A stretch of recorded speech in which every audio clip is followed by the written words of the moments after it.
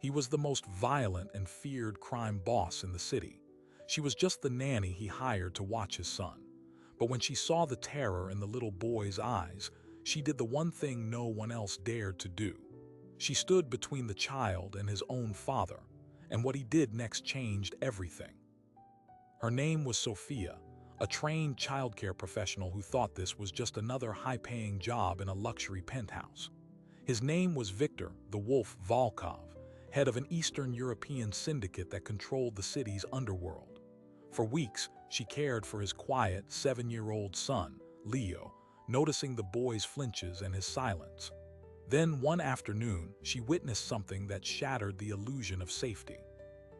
This is the true story of what happens when the only person willing to protect a child is the employee of the man who terrifies him, and the shocking decision that would leave an entire criminal empire questioning where loyalty truly lies. Sophia's agency warned her the client was high-profile and demanded discretion. The salary was 5 times her normal rate. She arrived at the titanium and glass tower on a Thursday, her credentials checked by 2 unsmiling men in the lobby before she ever reached the penthouse elevator. The doors opened not into a home, but a fortress. Floor-to-ceiling windows offered a panoramic view of the city, yet the air was sterile, silent. Security cameras dotted the corners. A man named Artyom, who spoke only in clipped sentences, showed her the rules. Leo's schedule was precise. Lessons from 9 to 12, lunch at 12:15, outdoor time on the secured terrace, no unapproved visitors, no discussion of her employer. She met Leo that first morning, a small boy with serious brown eyes already dressed in a crisp shirt. He said hello, but his handshake was automatic, his gaze darting toward the hallway where his father's study was. "He is a quiet boy," Artyom stated. It was an observation that would soon reveal itself as a warning. For the first week, Viktor Volkov was a phantom presence. Sophia heard his voice deep and accented through closed doors. She saw the procession of grim-faced associates coming and going at all hours. The household ran with cold military precision. Leo followed his schedule without complaint. He was polite, intellectually bright, but emotionally distant. He never laughed too loudly. He never ran. He flinched at sudden movements. The incident that changed everything was subtle. It was a Tuesday afternoon. Leo was working on a puzzle at the dining table, a complex map of the world. Sophia was across the room, organizing educational materials. Viktor entered, talking on his phone in Russian, his tone escalating into a snarl. He wasn't angry at Leo. He was angry at someone on the phone about a missed shipment. But as his voice rose, Leo's small shoulders hunched. His hands, holding a puzzle piece of South America, began to tremble. He didn't look up. He just froze, becoming utterly still, as if trying to make himself invisible. It was a textbook stress response in children, a freeze state indicating repeated exposure to threatening aggression. Sophia's training screamed at her. This wasn't just a boy scared of a loud voice. This was the behavior of a child who had learned that adult anger was dangerous. Later, she tried to gently probe during their reading time. "Does your dad get upset often, Leo?" The boy's eyes went wide with genuine fear. "I'm not supposed to talk about Papa's work," he whispered, then clammed up entirely. The wall was up. That was the first crack. The second crack came from an outside source. During Leo's outdoor time on the terrace, Sophia struck up a careful, distant rapport with one of the perimeter guards, a younger man named Misha. One day, as she watched Leo listlessly pushing a toy car, Misha murmured without looking at her, "The boy used to have a dog, a little terrier. It barked too much during a meeting." He paused, letting the implication hang. "He doesn't have a dog anymore." A chill that had nothing to do with the afternoon breeze went through her. This was no ordinary stressful household. This was an environment of pervasive, low-grade terror. Her mandate as a licensed childcare professional, a mandatory reporter in the eyes of the state, clashed violently with the primal instinct for self-preservation. Reporting Viktor Volkov wasn't like calling child services on a negligent parent in the suburbs.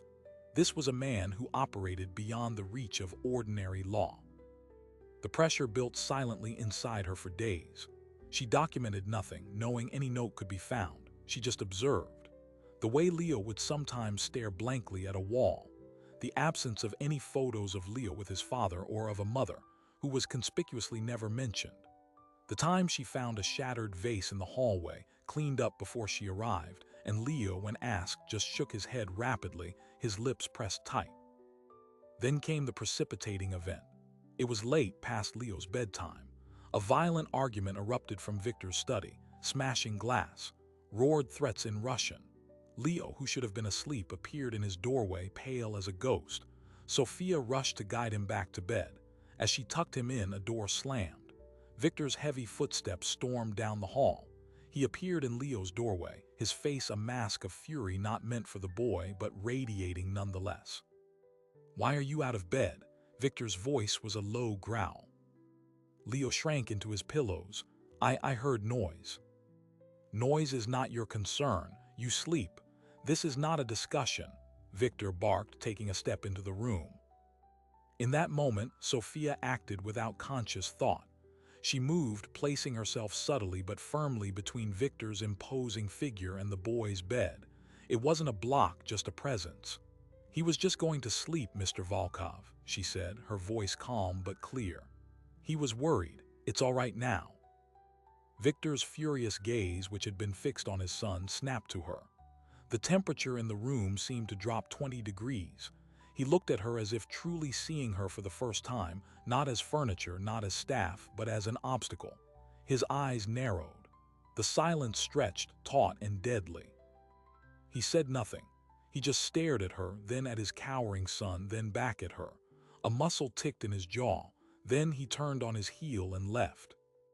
The next morning, Sophia was summoned to his study. The confrontation she had been dreading, the one she assumed would end with her fired, or worse, was here.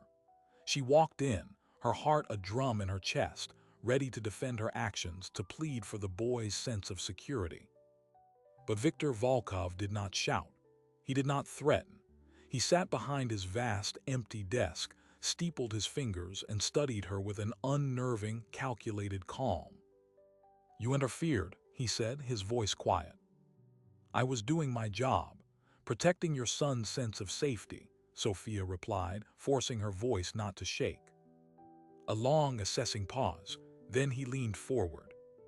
"Tell me, Miss Sophia," he said, his accent softening the words into something almost gentle and therefore more terrifying. "What do you know about real fear?" Sophia met his gaze, the silence in the study thick enough to choke on. This wasn't a question about philosophy. It was a threat, wrapped in the guise of curiosity. She chose her next words as if navigating a live minefield. "I know that a child's fear shapes their entire world," she said, her voice steady. "It becomes the lens through which they see everything, and that lens can crack." Victor leaned back in his chair, the leather creaking. He didn't fire her. He didn't shout. To her astonishment, a flicker of something, exhaustion, recognition, passed behind his eyes. "Sit," he commanded, not unkindly. What followed was not the dismissal she expected, but a story, a fragmented, brutal one. He spoke of growing up in a neighborhood where fear was the currency, where showing weakness was an invitation for destruction. He spoke of his own father, a man whose love was indistinguishable from violence. "You learn to wear fear like armor," he said, his voice low, "or you do not survive. This is the world. I am building a fortress around my son so the world cannot touch him. Even," he paused, his jaw tightening, "from myself." In that moment, Sophia saw not just a crime boss, but a man trapped by the very monster he had become to survive. He was terrified of his own legacy, of the poison in his blood. Her intervention hadn't angered him. It had shown him a crack in his fortress, a crack he didn't know how to seal. Instead of firing her, he gave her a mandate that turned her blood cold. "You will stay. You will make him strong, not soft, strong. Teach him not to be afraid." It was an impossible task. How do you teach a child not to be afraid when the source of the fear is the person who loves him? The dynamic shifted into a tense, silent partnership. Sophia, armed with her child's psychology textbooks and a desperate compassion, worked to build Leo's confidence in small, safe ways. Victor observed, a brooding shadow on the periphery. He began to ask questions. Why does he draw houses with no doors? Why does he startle at that sound? For the first time, he was looking at his son not as an heir, but as a wounded child. But the outside world of Viktor Volkov did not stop. One evening, a meeting went violently wrong. Shouts, the sound of a struggle, a gunshot that was mercifully into the ceiling. Leo in his room didn't freeze this time. He screamed, a raw, terrified sound. Sophia reached him just as Victor emerged from his study, his knuckles bleeding, his expression thunderous. Leo cowered behind Sophia. Victor saw it, the flinch, the raw terror directed at him. Something in his face shattered. He didn't speak. He just turned and walked away, leaving a trail of silence heavier than any violence. The next day, Misha, the guard, was gone. Reassigned, another guard said, but the way he said it left no doubt. Misha had talked to the nanny. Misha had shown a sliver of humanity, and in this world humanity was a liability. The message to Sophia was crystal clear. Your protection is provisional. Your access to my son is a privilege I can revoke. Your life is as fragile as his sense of safety. This was the crucible Sophia now lived in. Every kindness she showed Leo was a potential threat to Victor's control. Every professional instinct to report the environment was a death sentence. She was trapped in a gilded cage, her moral compass spinning wildly. Then came the birthday. Leo turned 8. Victor, in a gesture that was likely meant to be grand, arranged a private zoo visit after hours. Just the three of them and a small army of discreet security. It was there, watching Leo's hesitant wonder at a giraffe, that Victor did something inexplicable. He knelt beside his son, not in his usual imposing way, but slowly, and pointed out the patterns on the animal's coat.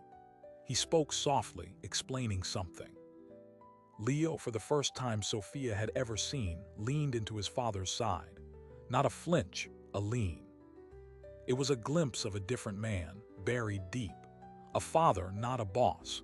It was the most dangerous thing Sophia had witnessed yet, because it gave her hope.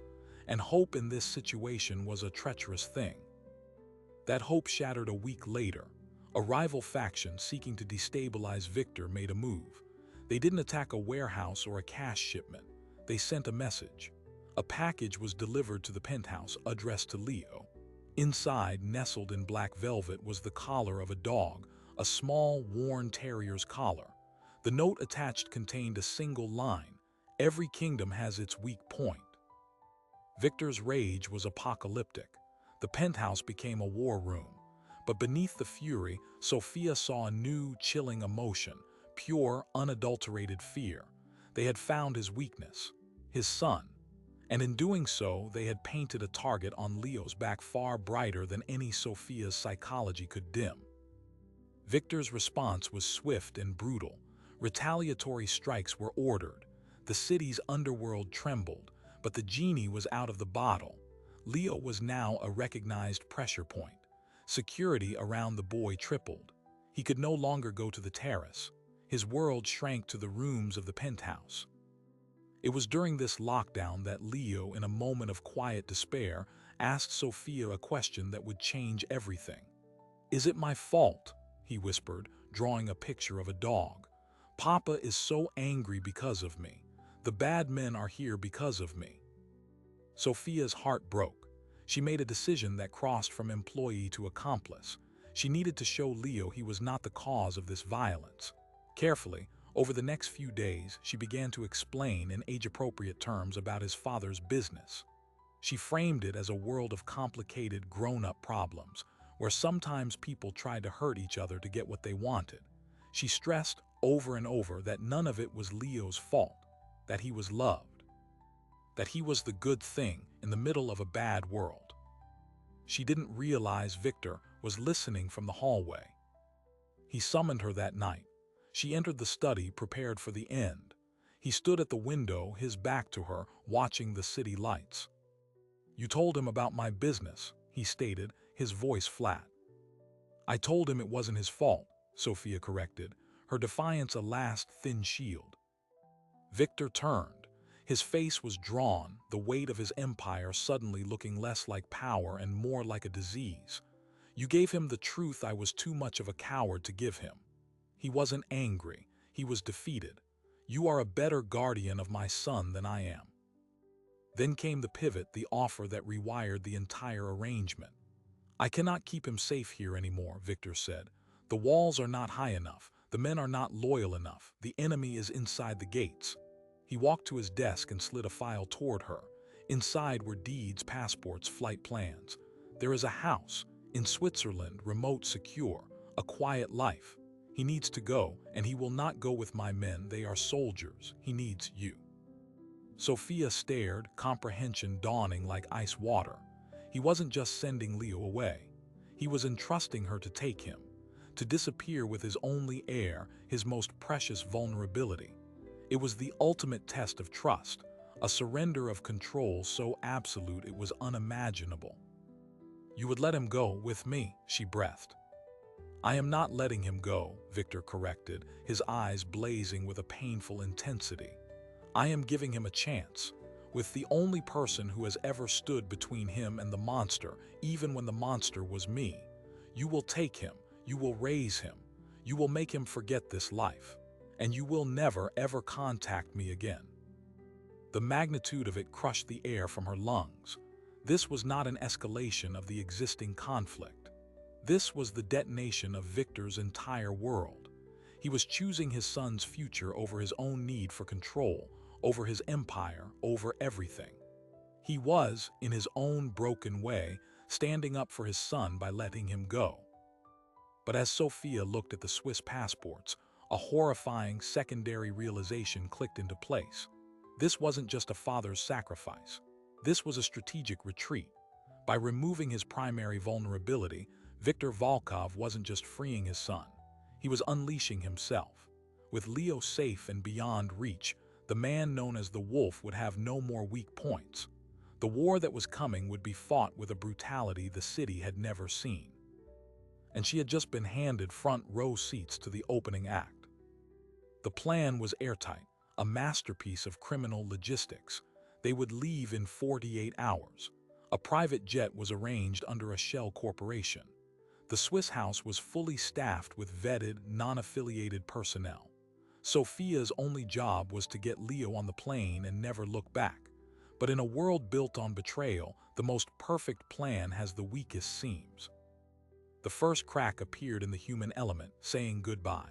Victor insisted on one final evening, a normal dinner. It was a disaster wrapped in silence. Leo, sensing the seismic shift but not understanding it, was anxious and clingy. Victor, stripped of his commanding armor, was awkward, fumbling with simple questions about schoolwork. He gave Leo a parting gift, an old, simple compass. "So you never get lost," he said, his voice rough. The moment was too raw, too real. Sophia saw the terror in Victor's eyes, not of his enemies, but of this ending. That night, as Sophia packed the last of Leo's things, the guard Artyom came to her. His usual stoicism was gone, replaced by a grim urgency. "The flight plan has been compromised," he said quietly. "The rival faction. They have a man inside the fuel company at the private airport. They know the tail number. They know the destination." Panic surged through her. "We have to tell Victor, change the plane." Artyom shook his head, a look of profound pity on his face. "He knows. He has known for 12 hours. The plane will depart as scheduled." Sophia stared, uncomprehending. "You're saying it's a decoy.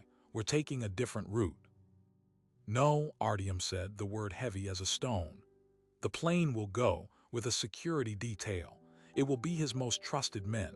It will look exactly as planned." The horrifying truth dawned. Victor was sacrificing his most loyal soldiers. He was sending a plane full of men to their deaths, to sell the illusion that his son was on it. The real extraction would happen another way. Leo wasn't just being protected. He was being used as bait in a trap so brutal it took Sophia's breath away. Victor wasn't just unleashing himself. He was weaponizing his own love. The next 24 hours were a lesson in psychological torture. Sophia had to act normal for Leo while knowing the clock was ticking toward a massacre.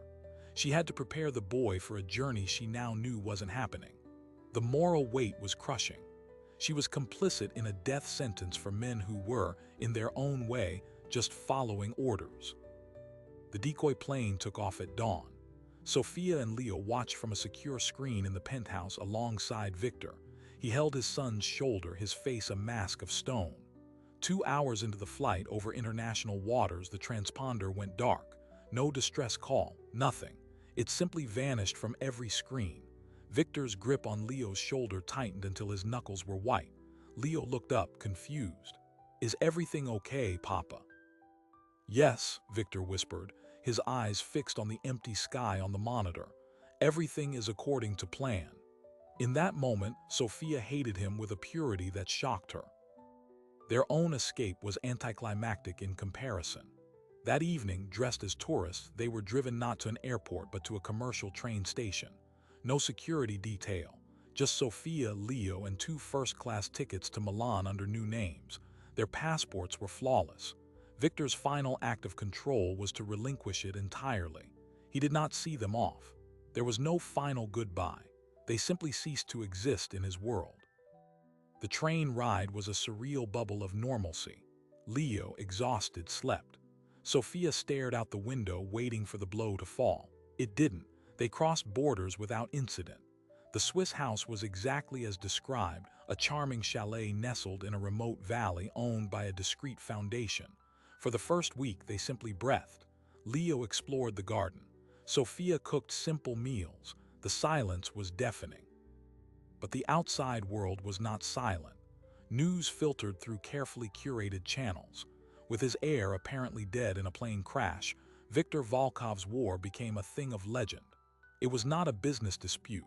It was a crusade of annihilation. His rivals were not just defeated, they were erased, their organizations dismantled with a precision that spoke of long-held, patient rage. The city's underworld was reshaped in blood and fire. The message was clear. The wolf with no more chains was the most dangerous creature alive. Sophia tried to shield Leo from it, but the boy was smarter than that. He had internet access. He saw the headlines about turmoil back home. He started having nightmares again, not of his father's anger, but of his absence. He began asking questions Sophia couldn't answer. Is Papa safe? Is he all alone? Then the unthinkable happened. 8 weeks into their exile, a package arrived. No return address. Inside was a single recent photograph of Victor. He was sitting alone in a cafe reading a newspaper. He looked older, thinner, but calm. There was no note, just the photo. It was a violation of their agreement, a crack in the wall of separation. It was also a lifeline for a lonely boy. Leo taped the photo to his bedside table. Sophia knew this was a catastrophic mistake. Any communication was a thread that could be pulled. She was right, but not in the way she feared. The thread wasn't traced by rivals, it was pulled by Victor himself. 2 days after the photo arrived, a news alert flashed on her phone. Viktor Volkov had been arrested in a spectacular, coordinated raid by a multinational task force. The charges were everything: racketeering, murder, trafficking. The empire had fallen not to a rival's bullet, but to the law. The official story was a triumph of modern policing. But Sophia, watching the footage of a handcuffed, silent Victor being led away, saw the truth. He hadn't been outsmarted, he had allowed it. He had dismantled his own empire's defenses. He had made himself a target. The plane crash that killed his son was the one act of violence they could not directly tie to him, the perfect closing of a chapter. With Leo safely hidden and his life's work in ruins, his final sacrifice was complete. He had traded his kingdom and his freedom for his son's clean future. For Leo, it was a second, more profound abandonment. His father was gone, this time forever, a monster on the news. The boy retreated into a shell of grief and confusion. Sophia was now truly alone, responsible for a traumatized child whose only living parent was a globally recognized crime lord awaiting trial. This was the new, impossible reality, and it was about to get worse. Because 3 weeks after the arrest, a man in a neat suit appeared at the chalet's gate. He was not police. He was from the prosecutor's office. They had, he explained, a problem. Viktor Volkov was refusing to cooperate, refusing to speak a single word. His defense was silence, but the case against him, while strong, had gaps, major gaps.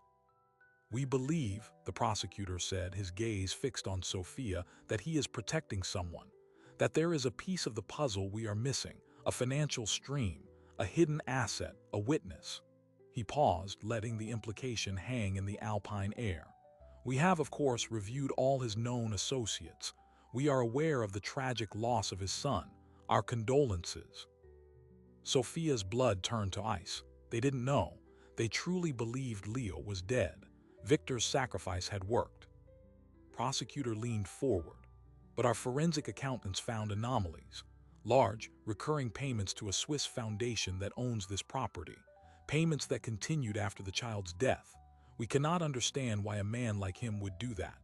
Unless," he said, his eyes sharpening, "the child is not dead.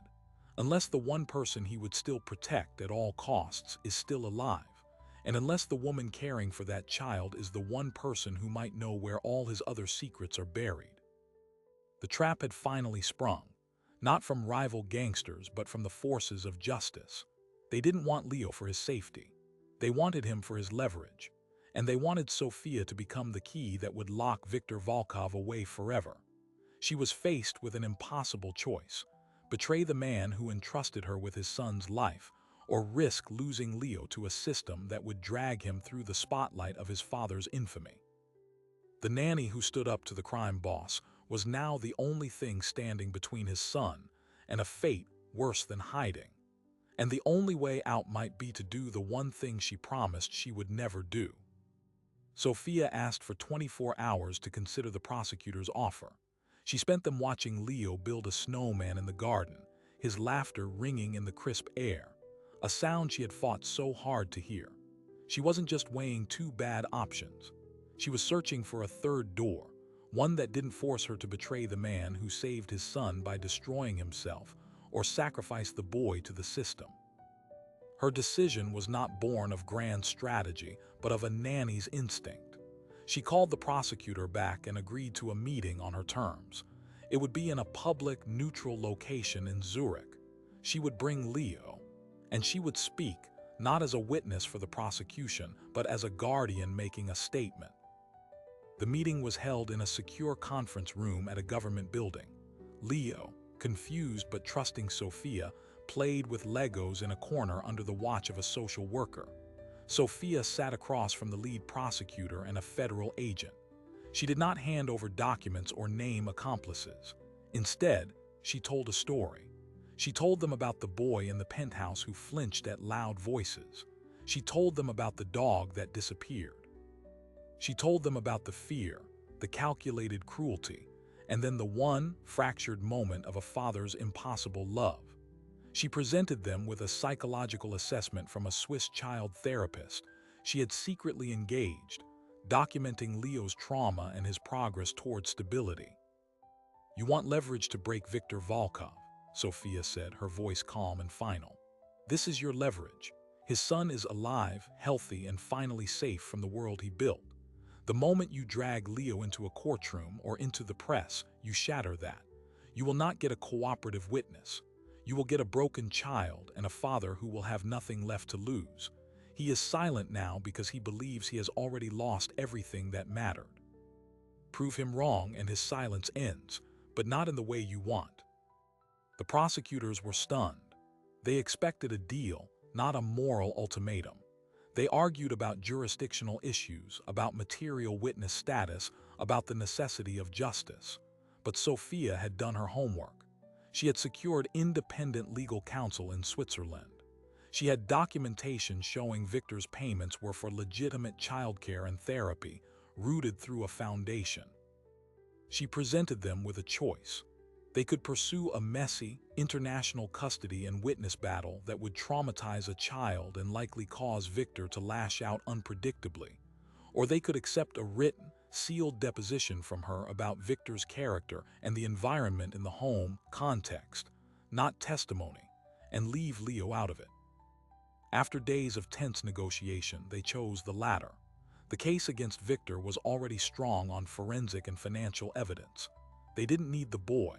They needed to avoid a sympathetic narrative that could muddy the waters. Sophia's deposition was taken, sealed, and filed away. In it, she did not exonerate Victor of his crimes. She detailed the climate of fear, confirming he was a dangerous man. But she also included his final, self-destructive act of sending them away. It was a complex portrait, one that made him more human, and therefore in some ways more condemnable. Victor's trial was a global spectacle. He pleaded not guilty to all charges, maintaining his silence on the stand. The prosecution presented an avalanche of evidence. His defense was minimal, almost perfunctory. It was as if he had already accepted the verdict.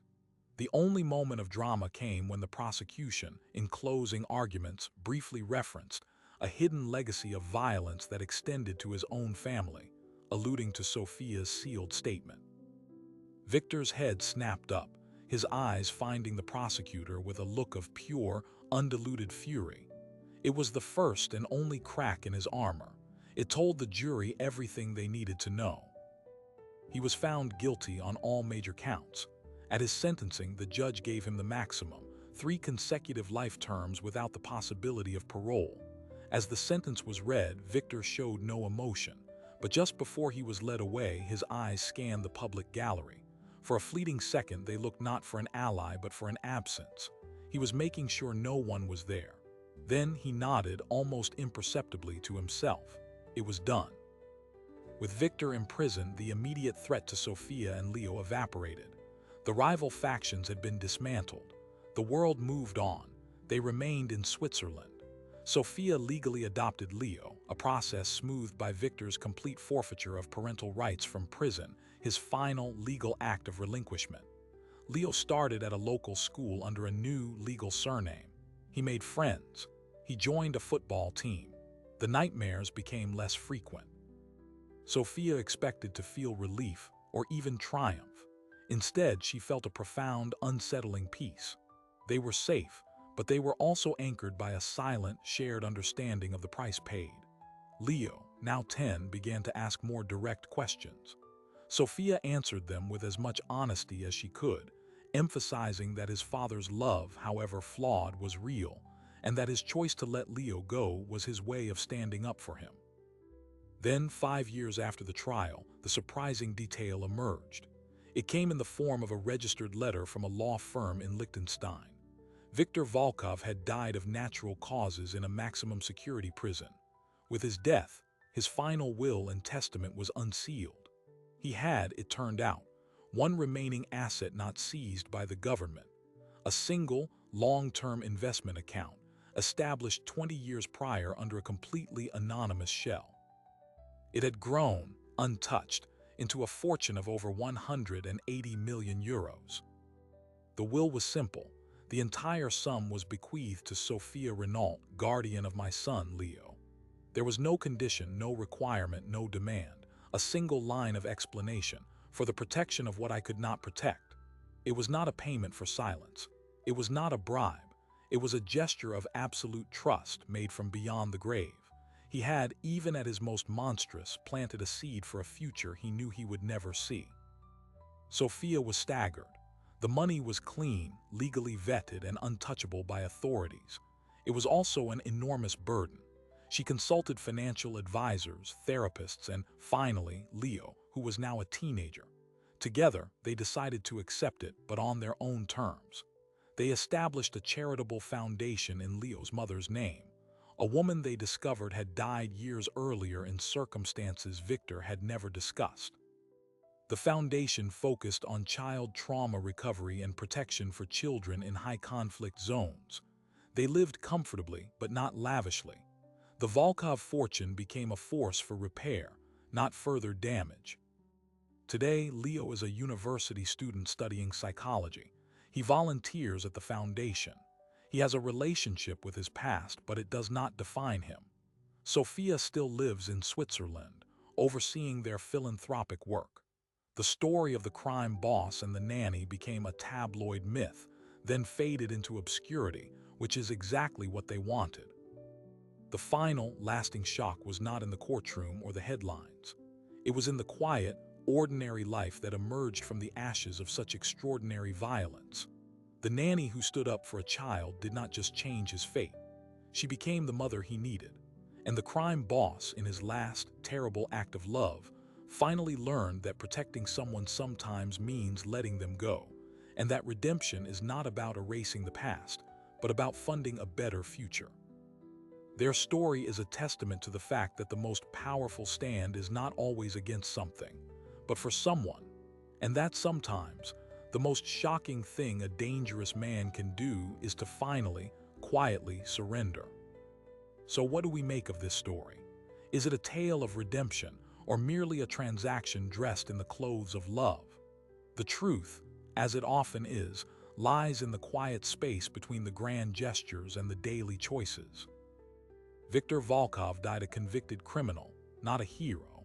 But in his final, desperate act of sending his son away, he performed the one selfless deed of his violent life. He understood that the strongest stand he could ever take was to remove himself from his child's future. Sophia's stand was different. It was a sustained, courageous commitment to choose compassion in the face of terror, not just once at a bedroom door, but every single day after. She transformed from an employee into a guardian, and finally into a mother. Their story forces us to ask uncomfortable questions. Can a monstrous man harbor a pure love? Can that love ever justify or even slightly excuse the monstrosity?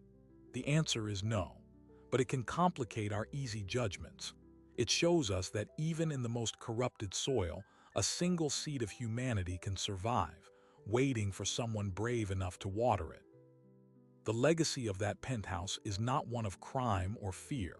It is a foundation in Switzerland helping other children heal. It is a young man studying psychology to understand the very wounds he carries. It is a testament to the fact that protection is not about walls and weapons, but about presence and perseverance. We are left with this lingering thought. Sometimes, the most powerful force in a dark world is not more darkness, but an ordinary person's extraordinary refusal to accept that darkness as normal.